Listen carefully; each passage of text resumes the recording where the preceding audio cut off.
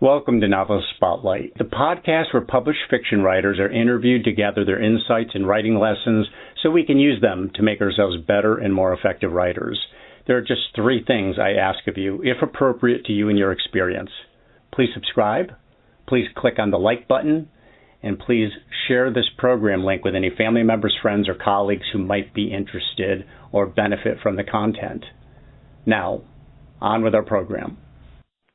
Welcome to Novelist Spotlight. This is Mike Console. I've been looking forward to this particular episode for some time because my guest is one of the great, truly great journalists of our era. I'm speaking about Gay Talese. We are going to be talking about his career, about writing. We're going to talk about anything really that comes to mind. And what might be astounding to you is that Gay Talese is now 90 years old. He is working as feverishly, one would imagine, as he was working when he was 25 or 35 years old. His background is with the New York Times, Esquire magazine. He wrote one of the great most notable magazine articles of all time about Frank Sinatra. Headline, Frank Sinatra Has a Cold. You can access that article and read it for yourself by Googling it. And he's written countless books, including biblically titled books such as Thy Neighbor's Wife, which was my introduction to Gay Talese's writing. The Kingdom and the Power was another one. And then Honor Thy Father, which is about organized crime, the mafia here in the United States, and so on. He hails from Ocean City, New Jersey. He lives in New York City. He is still working on some new books. And he joins me now. Oh, and by the way, I should also mention, he's one of the pioneers of the new journalism, the so-called new journalism. He pioneered that along with Tom Wolfe and Norman Mailer, Joan, Didion, Hunter S. Thompson, among others. And we'll get into the new journalism in a little bit. But I want to, at this point, say, Gay Talese, welcome to the program. Well, thank you very much. I'm glad to be part of your program. I really appreciate you taking the time out, and I know that we actually rescheduled this because you are under some deadline pressure. You're working on a project right now. Is it a project you can talk about? I can talk about it to a degree. Yeah, as you said, I'm a nonfiction writer, but what you didn't say is I'm a storyteller. Journalism doesn't necessarily storytelling in its form. It's more news gathering and news presentation.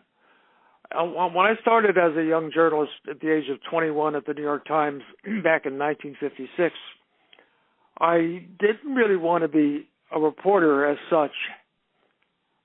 I wanted to be a storyteller for a newspaper, and the people I wanted to write about weren't necessarily newsworthy people. Most reporting is on people who are in the news, people who are important, people who are a president or a governor or a general in the army or a captain of a football team or something, people that are in the news because of what they do is newsmaking. That's not what I wanted to report upon as a reporter. I wanted to report upon people who were not really important enough to be in the newspaper, but because of my interest in them and developing stories out of their own experiences and writing about them in a way that made it compelling for readers to read, I was bringing into the form of daily journalism the lives and times of people that otherwise would not be known. Most people are known during their lifetime by what they do, and when they die, if they're well known, they get obituaries in the newspaper.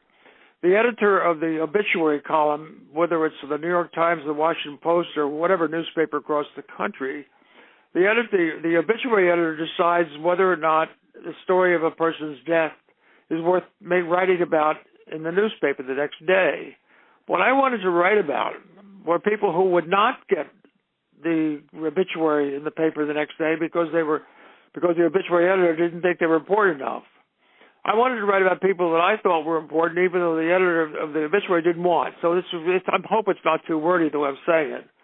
But my ambition as a writer of nonfiction, reportorial you might call it, was to bring light to the dark spaces of human nature that otherwise would be obscure from readership.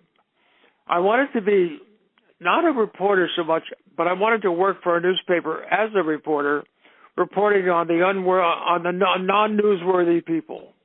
To a degree, I got away with this when I was young. It was never easy because I worked for a great newspaper that was known for its standards and its formal way of reporting, and that was really reporting as a paper of record, reporting on the American establishment, reporting on important people, whether they're in business or politics or sports or the art world, whatever it was. They were prominent people. They were success stories. And a guy that wanted to write, as I did as a young man, non-success stories. I wanted to write about losing prize fighters. I wanted to write about people who lost the election. I wanted to write about actors who didn't get the part, who auditioned and didn't get the part. What is it like to lose? I always felt that losing is more instructive than winning. The people who lose and lose and lose, and sometimes in sports it's a game of losing. And after all, in baseball, you go to bat 4 times, and if you get a hit, you're a 250 hitter. If you get 2 hits out of 4, you're a 500. That's remarkable. But, I wanted to write about disappointment. I wanted to write about aspirations that were unrealized. And so I started writing in 1956 for the New York Times along this line. And a lot of the stories I wanted to write about, the editor killed or didn't want me to try to do. But some of them did get in the paper. And little by little, I developed a kind of following for what I was doing, which was quite unique for the rigid New York Times in those days. And I also started writing it later on my own time when I wasn't working for the New York Times, on my weekend off or whatever time I got free during the weekdays. I'd write about stories at greater length than the Times would publish. And during 1961, when I was 22 years old, and 1964, when I was 24 years old, I wrote 2 subjects that became books. One was called The Bridge. It was about the building of the Bernstone Bridge, which was built in New York between Brooklyn and Staten Island in 1961, 1962, 63. It took 4 years to build that bridge. And on my free time, I'd get in my little car and drive down to Staten Island or Brooklyn, the tip of Brooklyn. I live in Manhattan, so it was like a 35-mile car ride. And watch the builders, the obscure guys with their hard hats, and they're raising the steel from barges to high altitudes under the instructions of a bridge engineer and an architect. And I watched the bridge from its beginning to its end, going across a 3-mile stretch from Brooklyn to Staten Island, one of the great long suspension bridges of the world. I wrote about it. I saw it. I wrote step by step, and that became a book. But again, I'm writing about obscure people because people who build bridges, not only the engineer, but the men the iron workers that climb high altitudes and hang from scaffolding, and what they do is not really known to the general public. In fact, they're they're barely visible to the general public. But they're just the kind of people I wanted to write about. So the book called The Bridge was a big success. And another book I wrote called Serendipitous Journey was a success, too. It was about the people who live in New York, the doorman, the people you meet every day and you don't know their names. You see them in stores. They're in the store of maybe your dry cleaning shop or your hardware store, or maybe they're a little neighborhood restaurant. And you see these people and you nod at them and you're familiar with them and you exchange expressions, but you really don't know their names or know anything about them. There was a story I read and reread in recent years by Herman Melville. It's called Bartleby Descriptor. It's about an obscure scrivener in a Wall Street lawyer's store and shop in Wall Street, office in Wall Street. And Bartleby, we don't know what's first name or last name, but he's known as Bartleby. An obscure, bent over, quiet, and very mysterious man, and employed in this Wall Street office. The story takes place in the late 1800s. Melville died in the late 1800s. He's well known for Moby Dick, but he's not well known. It wasn't well known in his lifetime at all. Even Moby Dick was not a big success when Melville was alive. It was discovered after he died and made him famous in a posthumous way. But Melville's story, Bartleby, was an inspiration for me. And all the people I sort of, in later life as a reporter, came to know, I thought of as Bartleby characters, obscure people that you know but you don't really know, that you can nod to but you don't know their names or you don't know their full name. You don't know much about them and you never know much about them. And they dwell in their obscure way. You exist as a kind of observer but not as a participant in their lives. But I wanted, as a penetrating writer, to make a connection, like I made a connection with the bridge builders who made a connection with steel that built the bridge. And that link that I wanted to make as a writer of obscure people, is something that continued all my life. And as you say, I'm 90 years old, and I've been doing it, what I've been doing now at 90. I did it at 80, I did it at 70, I did it at 25, I did it at 20. And so this has been a long, long life effort on my part. Well, and I think people to bring light to the darkness of people's lives. I think people listening understand now why you are so relevant to a fiction writer, because the new journalism ties very much into cinematic and literary writing. But I want to point out that even the first book that I read of yours, Thy Neighbor's Wife, which is about the sexual revolution in the United States, you wrote about famous people, and they're like Hugh Hefner and Al Goldstein, but there was a whole cadre of characters. There were ordinary people that nobody had ever heard of that were living through the sexual revolution. That's right. And so even as you wrote about famous people, the story was interspersed with countless people who were very integral to the story, but nobody had ever heard of them before. Well, Mike, that's true with everything. I mean, Thy Neighbor's Wife really was based on an obscure guy, Harold Rubin. Wasn't well known. He was really ran a little massage parlor in Chicago, and he was really he was a masturbating teenager who was obsessed with a nude photograph he saw in a nudist magazine. A nudist woman called Diane Weber was his obsession. And he had a love affair with a woman on a piece of paper, a woman spread out on a piece of paper, nude on a sand dune in the Baja section of Southern California. And I write about an obscure teenage boy who has this obsession with the beautiful nude woman in Southern California named, as I said before, Diane Weber. And when I wrote about the mafia, I didn't really write about the mafia, but I introduced that book through the vantage point of a doorman who happened to see a kidnapping of a mafia leader. And Honor Thy Father begins with a view of a doorman on the street in Park Avenue watching a mob hit of another mob guy and a kidnapping. Yes. Now let me do that. I mean, the book I wrote about the New York Times, called The Kingdom of Power. No one knew about these copy readers, reporters, elevator operators, publishers. They were not public figures. They were not movie stars. They were relatively unknown, except in the small world of journalism, which was those days the word media wasn't even in the lexicon. Right. So I've always done that. I want to read the first paragraph of Thy Neighbor's Wife. This is the scene you're talking about. The masturbating teenager, Harold Rubin, obsessed. So it reads like this.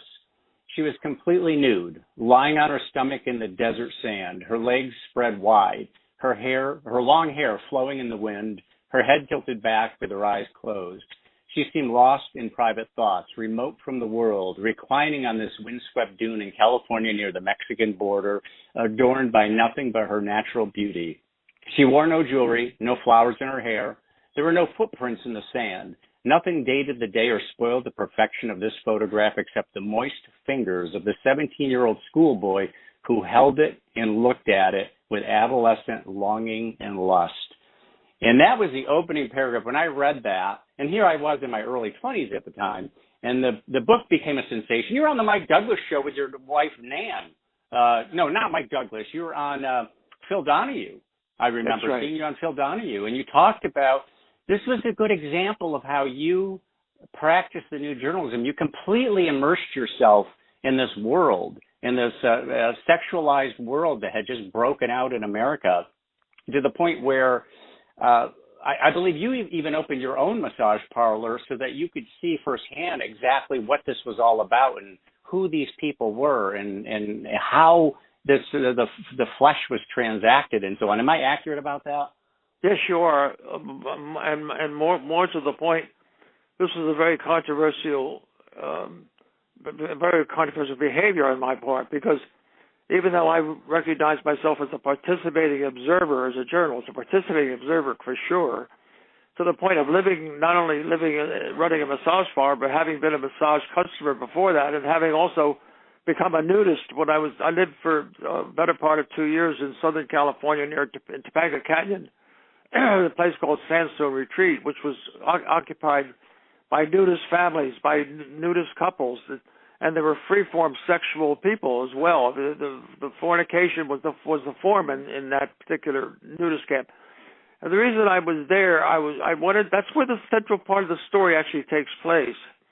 It's about a man and his wife. The man had been a former NASA engineer for the United States government station in Cape Canaveral, Florida. Later became, Kennedy Space Center.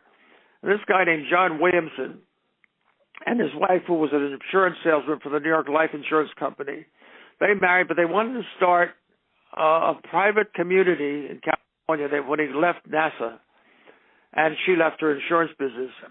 They started by connecting with other married couples, and they wanted to live as a group of married couples totaling about a dozen and a half, so they're about almost 25 people. And they founded a free-form sexual community called Sandstone Retreat up above Malibu Beach, somewhat up in the hills of Topanga Canyon. And they bought a big house up there. And what they wanted to do was to eliminate jealousy between married couples. That's a pretty big undertaking. Eliminate jealousy, meaning people that a husband could have sex with someone else and the wife would not be aware of it, but wouldn't be jealous because the understanding was that this was not going to be the termination of the marriage or the termination of love, but rather the expression of exploration, allowing people to explore without lying about it. In other words, to have affairs that were consensual. That was a radical ideal of John Williamson, the founder of this place, and his wife Barbara Williamson. I heard about this. I couldn't believe it was really true, but I heard about it, and I went to California, and I had a woman friend, not my wife, because my wife would have nothing to do with this. My wife incidentally was a very important editor in the book publishing business. Very important. She discovered Schindler's List. She later on discovered Margaret Atwood. She discovered Ian McEwan. But Nan A is a name not to be overwhelmed by me at all. She had her own career and her own success. It had nothing to do with whatever success I had. And her own. The point is that she didn't join me in this. So I had another woman friend that went with me to Sandstone. We lived there for about 6 months, and then went back for another year and wrote about it. And this is one of they're obscure people, as you said before, of Harold Rubin. In fact, even the only person that's well known in the book you mentioned, Thy Neighbor's Wife, is Hugh Hefner. And I really wrote about the people who worked for him. So I was never a celebrity writer. On the contrary, I shunned celebrity writing. Even with Frank Sinatra, the article you mentioned that later became a book that Taschen published. I wrote about the people around Sinatra. I didn't really write about Frank. He didn't talk to me anyway. He didn't want to talk to me. And he had a cold, and he was having a lot of difficult things in his life at the time. I happened to be in his area, trying to see him, but he wouldn't see me. But I wrote about people in the band that supported him, or people that he knew in the movie business, minor actors, second-rate directors. It might have been, former publicity directors, whatever it was. They were all the hangers-on around Sinatra. There were numerous members of that contingency. And I got my story from them, from the minor people, non-newsworthy people. I keep using the same word, non-newsworthy. But these are the people that are my primary sources throughout my whole life. Mm-hmm. Now, one of the things I wanted our listeners to know, if they're not familiar with you, is one of the other things about you is you are probably the best-dressed journalist we've ever seen. You wear suits and ties, three-piece suits. Your dad was a tailor. And I'm going to stress my memory a little bit here. You check me on this. That you never even owned a pair of jeans. And one of the points that you made was a well-made suit with good material is as comfortable as a pair of jeans. Well, it's certainly better looking and certainly long-lasting. I don't ever dress casually because I thought what I was doing as an exploratory writer of nonfiction was very important and somewhat distinctive. And I believe that when I approach someone for an interview, for example, I try to get them to accept me into their home or into their private life, into their whatever their aspirations might have been. I think making a presentation, making a impression, and then sometimes clothes have a lot to do with the impression you give other people. That was very important. I also took a lot of pride in what I was doing. Why should a justice of the Supreme Court or president of a bank or dress in an elevated way, and journalists should not be elevated in their own position, their own sense of self? I always had a high sense of self-regard. I don't mean I was arrogant or immodest, but I do believe it was never without inner pride. And my father, as you mentioned, was a prideful tailor. He made everything he wore, and when I was a child, he insisted on making my own clothes, which didn't bode well or go down well with my fellow students at a parochial school because they were wearing their Mackinaws and I was wearing a three-piece tweed suit. And I had usually a fedora as well, and boy, that would be thrown out the school bus by some rowdy guy in the back row. I was very much scorned in a way because I was overdressed for school and overdressed for life, and later on. As a journalist, now Tom Wolfe, you mentioned it before, was always, like me, was carefully dressed. He was very stylish in a Tory way. He was more English, Elizabethan tailoring. My father was more continental. But tailoring, to me, and also, when I watched my father, the time he took, the care he took in making his suit, it sometimes take weeks to make one suit. He didn't make a lot of money because he took too much time with his craft. But what he did was good. What he did lasted a long time. And I wanted to be a writer like a tailor, which is to say I wanted the stitching, I wanted the care. The buttons couldn't be popped off. They had to have not only style, but long-lasting, enduring capacity to withstand wear and tear. And I hold to that now in my senior years as I did when I was a kid starting up the ladder of journalism. Yeah. And something you and I have in common, Gay, is that you started off wanting to be you wanted to be a baseball player, I believe. I wanted to be an NBA basketball player. I figured out I wasn't going to play for the NBA, so I decided I want to be a sports writer. You were playing baseball back in high school, and you kind of fell into journalism because you were taking over some duties from the manager, I believe, and you started basically transmitting information to the newspaper. Yeah, I lived in a little town called Ocean City. It's a very small town. It's about 12 miles south of Atlantic City. It's an island resort, but there's a high school there. And in the summertime, it was busy with tourists, but in the wintertime, it was a very small population of less than 3,500 people. I had a high school basketball team, baseball team, football team, and I wasn't good at anything. I was okay at baseball. I played the high school team, second baseman in baseball in the high school team. But the job the manager and the coach had was to get the scores to the newspaper in Atlantic City. The daily newspaper was Atlantic City. Ocean City only had a little weekly paper. So when we won or lost a baseball game in our South Jersey area, the manager, who was sometimes not there, was supposed to call in the scores, and sometimes since the manager wasn't there, the coach asked me to do it, and I did it. I called in the scores, and I sometimes give details about the game, and even the games I was participating in, I would write about myself, and sometimes more flatteringly than I should have, perhaps. And I hope that by incurring favor with the manager, with the coach of the team, I get more playing time. I didn't make that much difference, but I did start reporting to the Atlantic City Press daily newspaper about our high school activities. And then I made some connections with the Atlantic City Press, and so later on I was writing stories for them, not about high school, but what I was seeing in my hometown or in areas around my town. That's how I started in journalism. I was only about 15, 16, 17 years old. I was still a high school student, as I said. And when I went to college, I went to the University of Alabama. I went in 1949 until 53. I was at Alabama. And the reason I went to Alabama is my father, the tailor, one of his best customers was a doctor from Birmingham, Alabama, who was in our town as a surgeon. And this doctor said I should go see the South because he said, get out of your area here and you'll learn a lot about America by going to a different section of the United States. Try the Deep South. Try to Alabama. So the doctor got me into Alabama. And I wrote for the high school, for the college newspaper, as well as Birmingham Metropolitan Daily, about Alabama activities, including the football team. Now, in those days, Alabama, was number one football team year after year almost.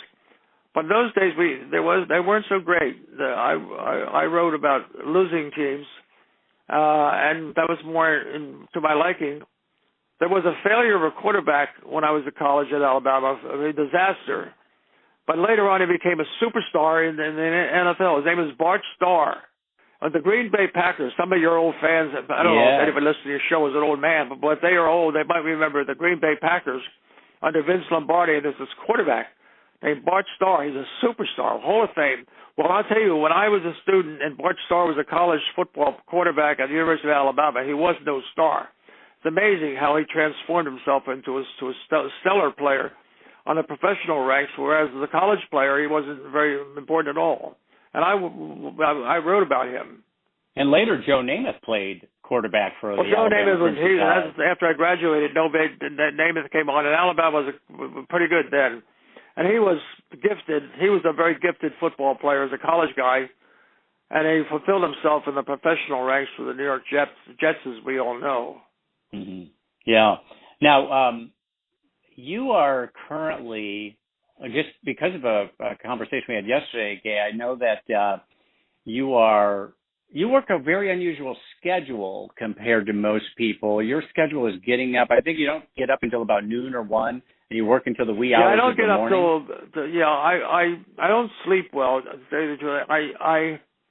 I stay up late and I watch movies, especially during the virus of the last few years. You can't go out as much as you used to.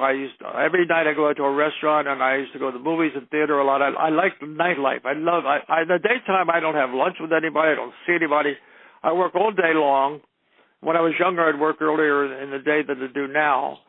But what I do now is I stay up quite late. I usually go to restaurants for dinner now that you can do it, now that the restaurants are more open now. A year ago, that you couldn't even go to restaurants. I go out and I come back around midnight. I take my wife with me sometimes, and sometimes I go to a bar and have dinner alone because she doesn't like to go out as much as I do. And I'm 90, she's 88, so you can understand she doesn't have the desire to be Ginger Rogers dancing down the streets of the city at this hour at her age. So I go out alone. But then I come back and I start watching movies. I go to sometimes there's a Turner Classic movie, or sometimes just flipping around the channel surfing through and finding movies. Around 1 or 2 or 3 o'clock, I go to bed. But I don't sleep till because I'm always thinking about what I'm writing. So I usually doze off about 4 o'clock in the morning, and I wake up about 8 o'clock, and I read the newspaper. Then I go back to bed. I have a cup of coffee, and I go back to bed till about 12:30 or 1 o'clock. I wake up at 1 o'clock, and then I come up and I go get dressed. And I go down to where I work. I go have breakfast. Sometimes I have breakfast on the corner at some coffee shop on the corner. And then I go to my little hideaway. I own a house in New York, and I have in the basement where what used to be an old wine cellar in the old days. I converted it into my workspace. There's no phone down there. So I go down there, and I have a little refrigerator where I have sandwiches for lunch. So I go from about 1 o'clock in the afternoon until about 7 o'clock at night. I'm working down there. 7 o'clock at night. That's a long stretch. That's a long stretch. But it's not so long. It's 4 or 5 hours. Sometimes I'm not really working well. I'm doing more thinking than writing. But I'm trying my best. Then at 7 o'clock, I want to go out. I want to see the big lights, big city, and so I go out. And so I can't let you go. 7 days a week. I have a martini every night. For 70 years, I drink a gin martini before dinner. Not more than one because they're a powerful drink. But I think that gives me that's my stimulation, and that's my juice. That's my upper. I don't take drugs. I never was a pill popper or a drug user. Even when it was popular in the 60s, I was never part of that. But I didn't mind a dry gin martini with an olive. That's enough of a spike for me. Well, you can't have two Italians on the phone without talking a little bit about food and drink. Are you an espresso guy, a cappuccino guy, black coffee? No, I'm a cappuccino guy. Espresso's too small, and that's too much of a jolt in a small bottle. It's a little small cup. I like the cappuccino. You always get a large one, and often accompanied with a muffin or something like that. I do this in the afternoon when I'm working. I down the street they make wonderful cappuccino. I don't have a machine, but I like to go out for that. Sure, have the professionals make it. And what about food? I mean, are you a spaghetti or a penne pasta? No, I'm not. I'm a restaurant goer, but I'm not a great gourmet, or I don't even have that much interest in food. I go to restaurants for escape. Restaurants to me are theater. Restaurants are theatrical. There's good lighting. There's good-looking people. There's always an interesting array of assorted individuals, men and women of different faces, different colors, different ages, different shapes in the body, different motives. People go to restaurants sometimes to court a girl, or go to restaurants to make a deal or some business deal, or they go to restaurants to associate with people they don't see during the daytime.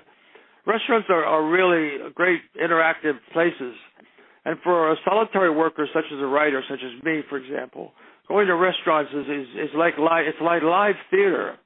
I've written a lot about restaurants, and I also enjoy restaurants, and I enjoy knowing the names of the waiters and the owners, and I get to know who they are and where they come from and what their aspirations were before they became an owner of a restaurant or worker in a restaurant. But as for the food itself, I mean, I'm not saying I don't appreciate a well-cooked meal, because I do, and I expect when I pay the prices we have to pay for dinner, expect to be well-fed, of course, and I am, as usually am. But I'm not going to be taking a half hour talking to the waiter about this or that and how you season this or that. I'm not that interested in the food itself. I'm more interested in the ambience of a good restaurant. And I go to restaurants that are interesting to be with because they have interesting people going there. Places like, well, I don't know if you know New York very well, but in my neighborhood, I live between Lexington Avenue and Park Avenue and 61st Street, the Upper East Side. Within about 2 blocks of where I live, there are about 8 or 9 pretty nice restaurants.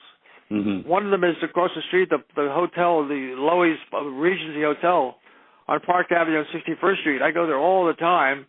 And it's wonderful because in the hotel you find people from all over the United States or foreign, people from overseas that are staying in the hotel. And the bar in the hotel is lively, and the restaurant in that hotel is wonderful as well. Not a block away from me is Harry's Bar on 5th Avenue and 59th Street across from the Plaza Hotel. That's a really nice restaurant. Or I go to dozens of places. I don't want to sound like a guide, but I've been telling you there's a lot of good restaurants. You can't beat New York for restaurants. I grew up in upstate New York. I don't know the city like you do, but I know you had the wisdom years ago to buy a building in New York, and you live in that building, I believe. Yeah, I did. When I first got a job in the New York Times, I didn't have any money at all, but I found a rent-controlled apartment, a 1.5-room apartment in this building I now own on 61st Street near the Regency Hotel I mentioned. And it was $55 a week. Now, this is 1955, 56. $55 a week sounds ridiculous now. You can't even buy a meal for $55. But in those days, I could get an apartment for 1 month for that. But it's rent-controlled. And I guess most of your readers or listeners know what a rent-controlled apartment is. It's fixated by government. You can't go much higher. Then I met a girl, a very good-looking girl, worked for a publishing house named Nan A. And later I got married to her at 59. And so she moved in. But I got a second apartment in the same building. And about 4 years later, we had our first child, born in 1964, a daughter named Pamela. So then I had a third apartment in this building. It's a 4-story building with 8 apartments in it. I rented 3. I'd rent lower. And then sometimes people move out because they have a child and the apartment's not large enough. And as people moved out, I either rented them myself because I made more money. In 1969, I had a best-selling book about the New York Times. I made money that year. I had $150,000, something like that. It was amazing. For me, it was an enormous amount of money. It was a lot of money. I bought the building. The building was run down, and the tenants moved out, and I was the only person in here with later on 2 children. My wife worked at Random House, so we had a live-in nanny for the children. Of course, Nan was at the office all day long. And then I bought the building, and then I fixed it up, and now I'm going to die in the building. Why not? Well, better than dying in an old age home where you have a virus running all around the building. So there we are. You're doing great because what people, if they're not familiar with you, don't know is how slim and trim you are. You're very trim. It's a martini. If you have just a dry gin martini with olive, it'll keep you alive forever. They should know that. Do more talking than eating, just like Gay Talese, and you'll be healthy and live to a ripe old age and be working hard even then. I should also mention that if Gay's wife sounds familiar. It's because you've probably heard of her if you're interested in books. Nan Talese / Doubleday is an imprint. She, as Gay was saying earlier, she discovers writers. She's one of the biggest names in the business.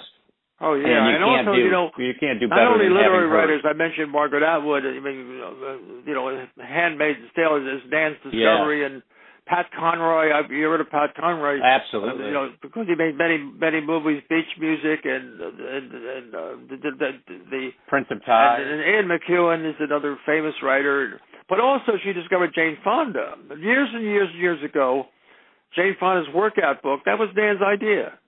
Nan went out to California and got Fonda to write this book. Became an enormous seller, and then she got the book Schindler's List. She discovered that writer who was then living in Los Angeles for a while. He was an Australian writer, Tom Keneally, and she got him to write Schindler's List. And so she really writes. I mean, not every book is a bestseller. Most of Nan's work is literary fiction. Ian McEwan is probably her finest writer in terms of, and Margaret Atwood as well. I mean, Pat Conroy had a big following. Boy, he had a very big following. He died about 4 years ago. But, this great Santini, I mean, many people know his books because a lot of them became movies. Yeah. Celebrated career. And then Nan is probably your first or last read. It must be grueling to have somebody of her caliber reading your copy. Let me just back down a little bit. I don't, as much as I have extolled the virtues of the great Nan Talese, I don't necessarily feel that I wanted to have her be my editor, because you can't be married to a person who's also going to edit you, I don't think. And I'd rather stay married than be edited by her. So I have had other editors outside. I don't use her for editing. In fact, I'd rather stay away from her for a minute. Let her worry about Margaret Atwood and Pat Conroy and other people.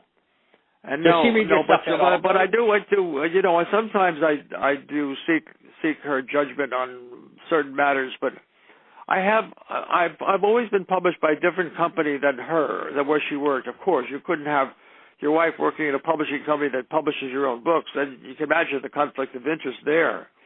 But I'm lucky enough to always find publishers that are willing to take a chance on me. And sometimes I'm successful, sometimes I'm not successful, but whatever it is, I manage to pick myself off the floor sometimes and keep going. And that's true now at 90 as it was when I was 70 or 40 or 30, as I mentioned before. Right now I'm speaking to you now at the end of April, and my publisher at HarperCollins, I have a publisher at HarperCollins. I have one at Knopf, and I owe 2 books. The shorter one I'm finishing. I promised to finish by May, and the longer one I have another extension for 6 months.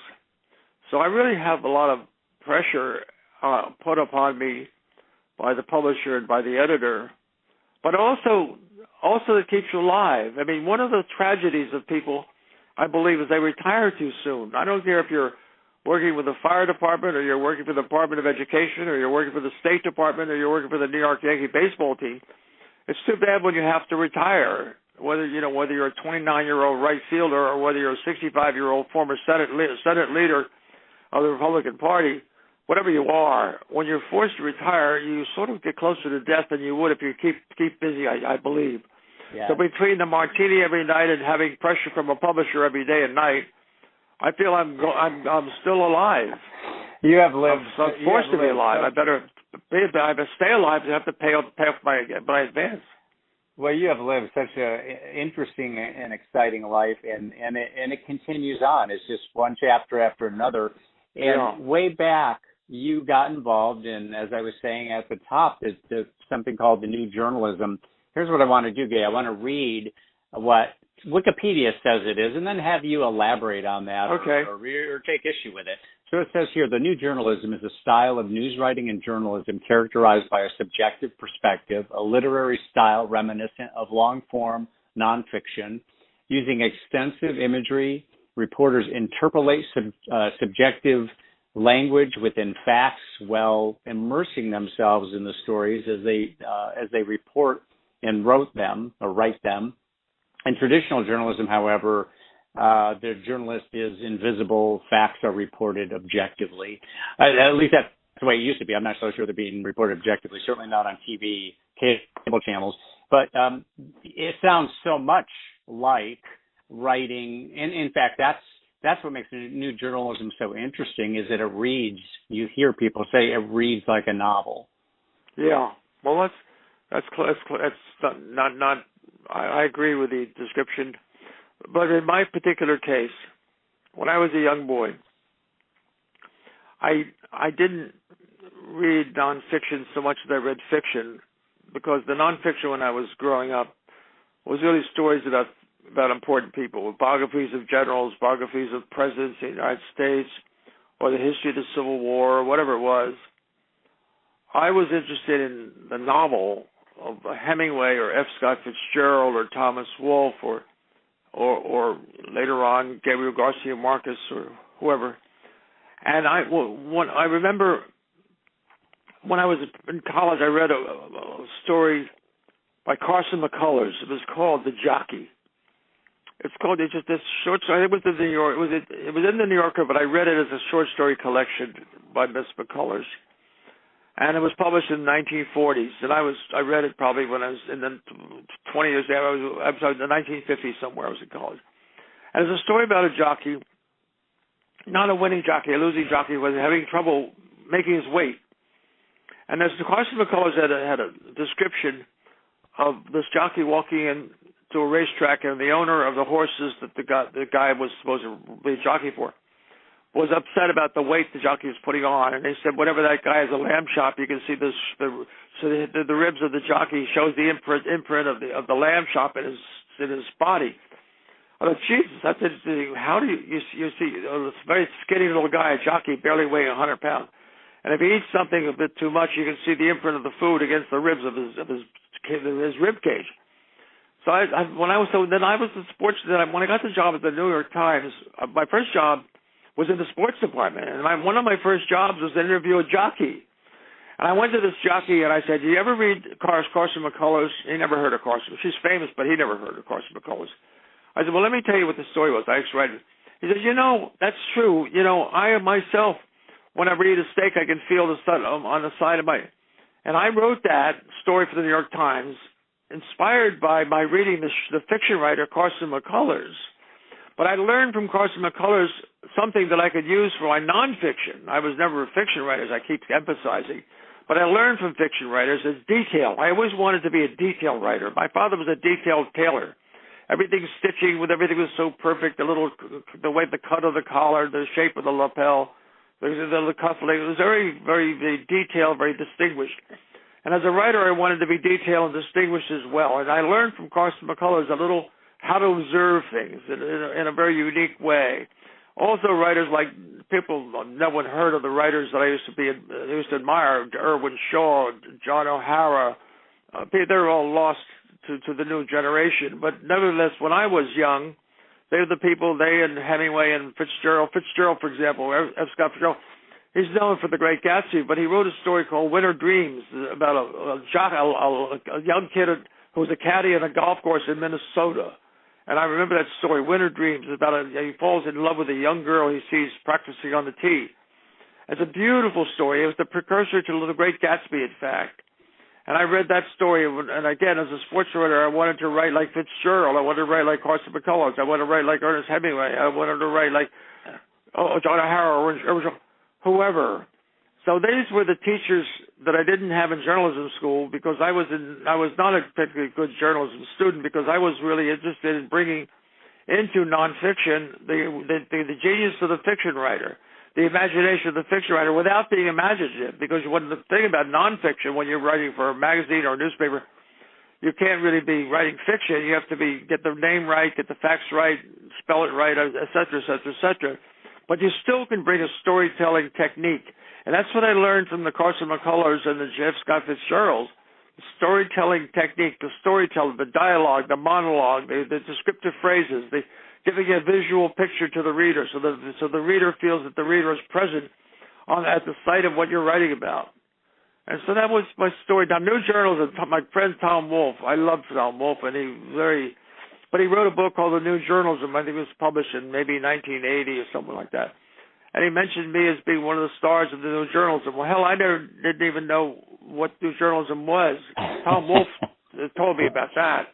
And Tom Wolfe made me sort of famous in the high schools and college classes because his book, Tom Wolfe's book, New Journalism, was very, very famous and read by a lot of college professors of writing courses. And there I was mentioned in a favorable way. So Tom Wolfe helped launch my so-called career as being anthologized in college textbooks, etc. And Frank Sinatra's The Cold is one of those books one of those pieces that's most often represented in anthologies of literary work, nonfiction work. But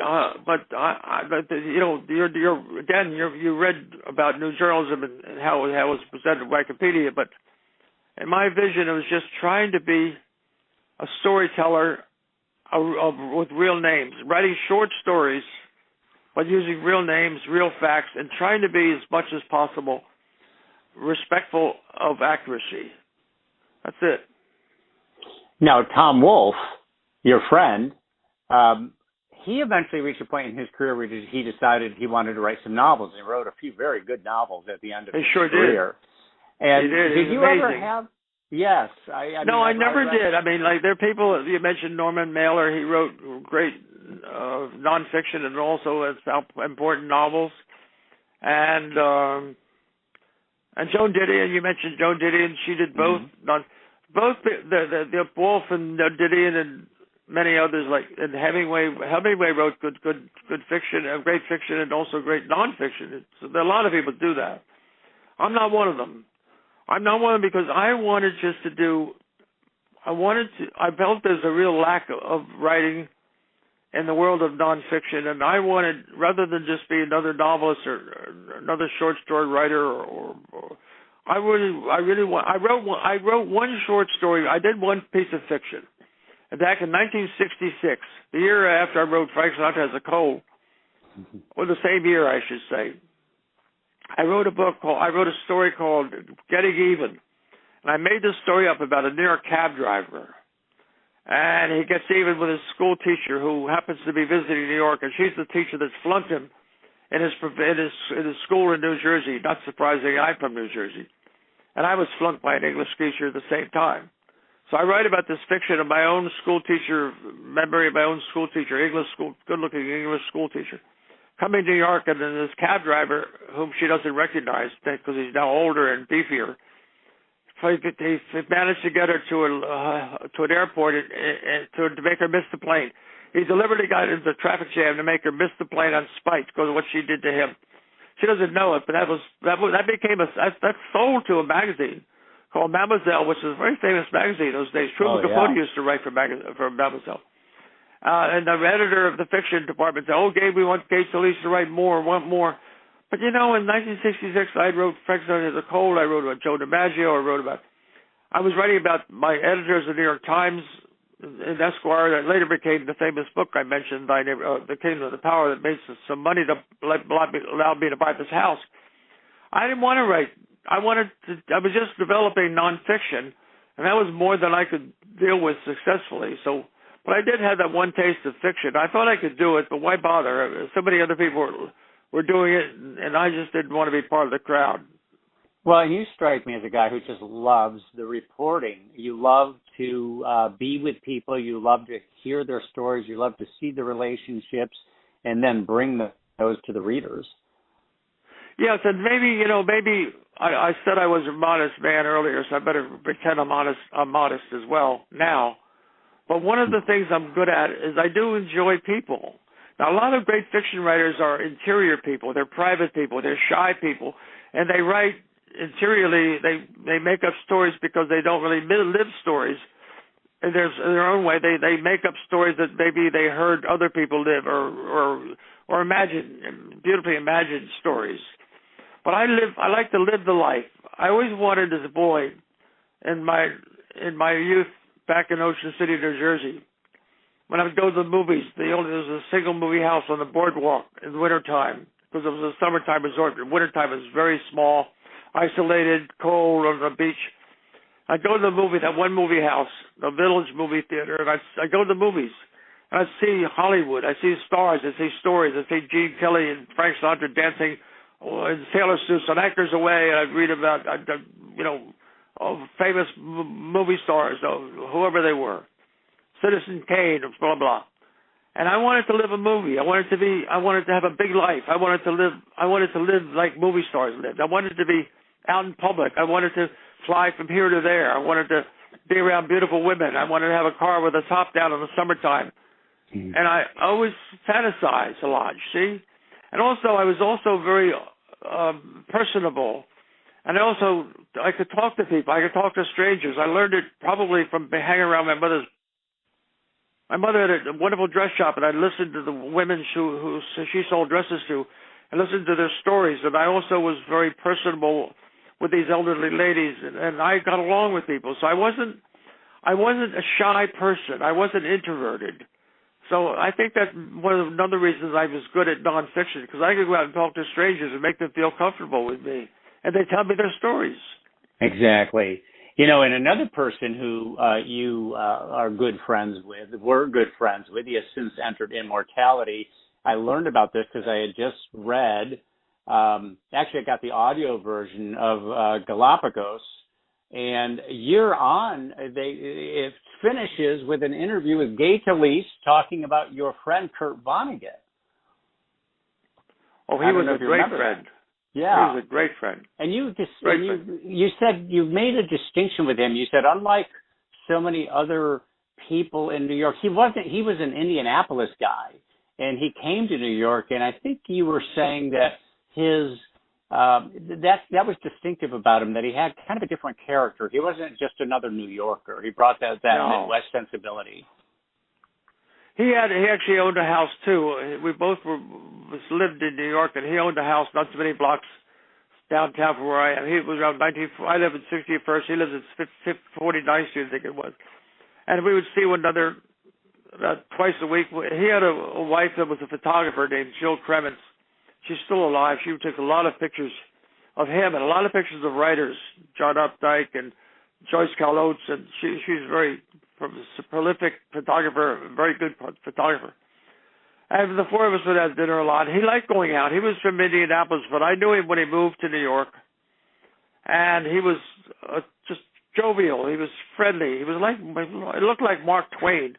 He was really a wonderful guy with a mustache and a great history and a wonderful writer, as you know.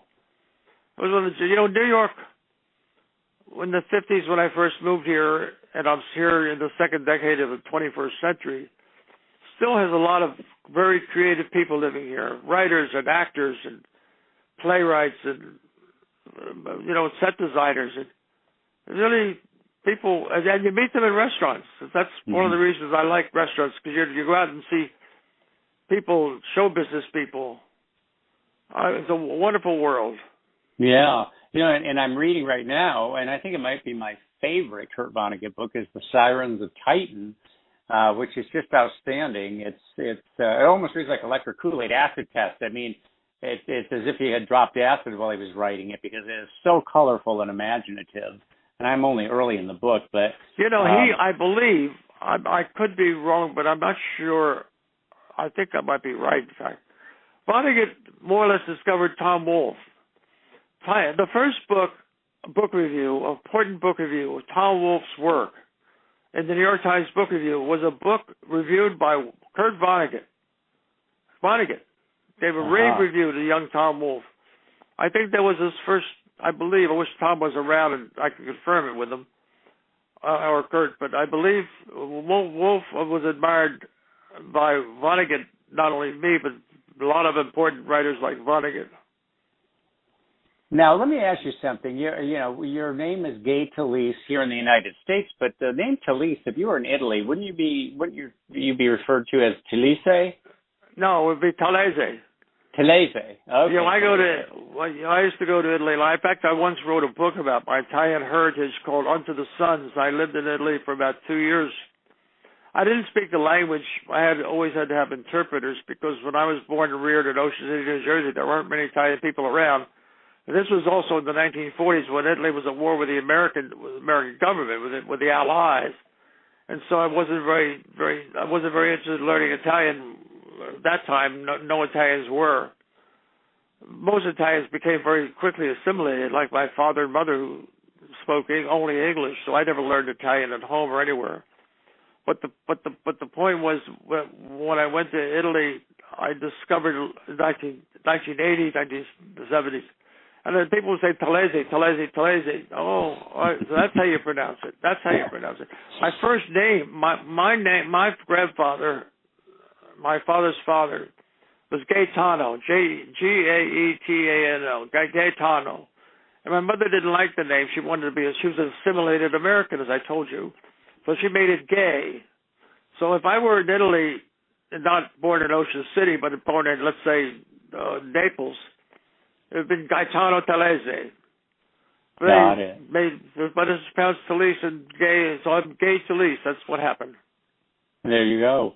Now, you mentioned Unto the Suns, which is one of your memoirs. You have a second memoir called A Writer's Life. Talk a little bit about a writer's life. I mean, you've lived the writer's life for for decades. Why don't you expand on that a little bit? Not necessarily even your own. I mean, you've known so many writers. Talk about the writer's life in terms of however you want to say it, the good, the bad, the indifferent. What is it to live a writer's life? Well, I told you before, because my wife has been in publishing for 60-plus years. Ever since I met her, she was working in a publishing house as a junior editor, then a senior editor, then a vice president, et cetera, et cetera. So I met a lot of writers through her. I met Margaret Atwood through Nan A, of course. I met Pat Conroy through her. I met Lady Antonia Fraser. I met Ian McEwan. I met Pat Conroy. All these people I met through Nan. But also, because of my outgoing nature and curiosity about other people, I met most writers myself. And between the two of us in this brownstone that Nan and I own, since she gave so many publishing parties through her 6 decades in book publishing, walking through the portals of our brownstone house for book parties were every writer that visited New York. I mean, in over 60-plus years, we've had to enter our house to be celebrated for a publishing event. Every writer from South America, North America, Europe, Asia, whenever they're in New York, they may well wind up in our house because we've had so many book parties here. It's a big house, and Nan is a very wonderful hostess. So I know writers. Now, even the writers that I know, some of them, as I mentioned before, are somewhat private people. They're not gregarious people. I'm an exception in that I'm more an extroverted person. Sometimes writers are writers because they don't communicate well in person. They do better when they have a piece of paper in front of them and a typewriter or a pen or a computer to work with. So they're not necessarily personable, meaning sometimes they're misunderstood. Maybe sometimes they're considered snobbish or aloof or unfriendly or whatever you want to say. But they're worth knowing, but they're not always easy to know. How about Philip Roth? Did you spend time with Philip Roth? He was a very hard guy to know. I knew him. I saw him. I'd been at parties with him. He's been in my house. But he was very private. I know another guy, Don DeLillo, is a good friend of mine. Don DeLillo. He lives in Manhattan. He doesn't like going out. He doesn't want to be photographed. He doesn't like to be interviewed. On the other hand, Norman Mailer, who I knew him extremely well, was more like me. Mailer liked to go out like he was a public figure. Most writers are private people, and some writers are public people. I'm public, and Norman Mailer's public. William Styron was like in the middle. His books, The Confessions of Nat Turner, Sophie's Choice, was a very fine writer, as you know, won the Pulitzer Prize one time.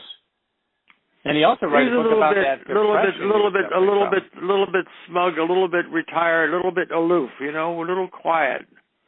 He lived in my house one time. One time I had an empty apartment. He lived in Roxbury with his wife, Roxbury, Connecticut, about 90 miles north of here, and he wanted a pied-à-terre. So about 2 years he lived in our house, and he was writing Confessions of Nat Turner. At night he would come down. Sometimes if Nan and I were home that night and having dinner, he would join us and read the pages he wrote that afternoon of this book called Confessions of Nat Turner. What a thrill that was. Yeah, famous. That one won the Pulitzer, you said, right? I think so. I'm not sure. Yeah. Whether it was Sophie's Choice or maybe it was. I think it was. That or Sophie's Choice, or both. But he also went through a devastating bout of depression, and he wrote a nonfiction book called Darkness Visible. That my brother, that was. I have a brother who suffered from depression and read that, and he told me it was wow. It was just that was very much a celebrated book about depressing. He really was in bad shape near the end of his life. Starr was. Yeah, very sad. But he did go on some cocktail of antidepressants that helped him. They got him through that as best he could. But that was a scary sort of thing where it just came out of the blue. So what are you reading right now, Gay? What? What are you reading right now? Do you have a book going that you're reading? Yeah, I have a couple books. But when I have some leisure time, I like to read. What I'm reading now, for example, is a book. I'm not a fan of the ballet necessarily, but I'm reading a book about Balanchine, a new book by the ballet master Balanchine. Her name is a woman that wrote the book. Is a former. Her name is Toni Bentley. She one time was a dancer with Balanchine Company. She lives in Los Angeles. Toni Bentley does, and I'm reading and loving that book. I'm also, sometimes I read about a person for public affairs. I'm not a political guy, but Richard Haas, Haas, has a book called A Brief Introduction. I'm reading that. I'm also rereading Cervantes' book Don Quixote. I read it. A lot of times we read things when we're 20 and then we're almost too young to read them with appreciation. And sometimes 50 years later, you pick up the same book. So, and I'm reading Cervantes now. It's what I want to do. I would like to reread Moby Dick. It's a long book, and I have it. But one of my plans is to read that again, partly because Herman Melville, I mentioned earlier in our program, the Bartleby Descriptor character that Melville wrote about.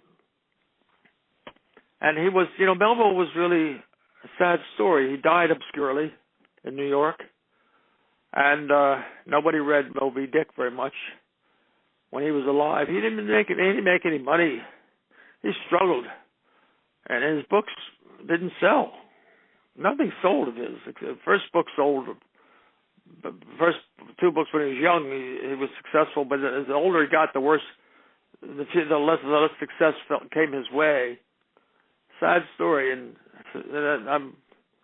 I constantly remind myself how rare it is to be well known as a writer in your lifetime. Sometimes you have to die to be discovered. Yeah, it is truly rare, and you're one of those rare people. And I'm looking at Gay, and I know that it's a little past 6 in New York, and you're probably thinking about a gin martini right now. I'm ready for a gin martini. Too bad you can't join me. I know. I wish I could. We're only 4,000 miles apart, but I know. I hope maybe we'll do it sometime in the future. I would look forward to that. So, Gay Talese, it has been an honor to spend this time with you. I've been such a big fan of yours. I know Mike Console, you've been very nice to be on the other end of the line, and I wish you well, and I hope your show continues to succeed in the years ahead. Thank you very much, Gay, and thank you. Again, thank you. I'm going to hang up now and say goodbye to all your fans. Okay. Bye now. Good night. Thank you.